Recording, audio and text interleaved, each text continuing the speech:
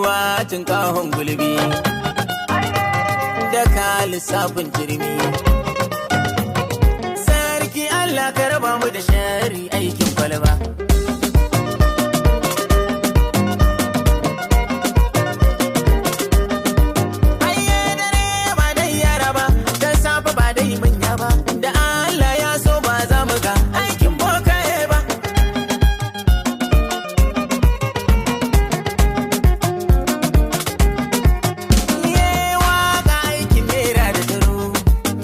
Kwano ko da ya je sama za ya duro, aka ba da ruwa tun kafin shuka ta tsiro, aka rabi ya so ko da mun tsere a turo.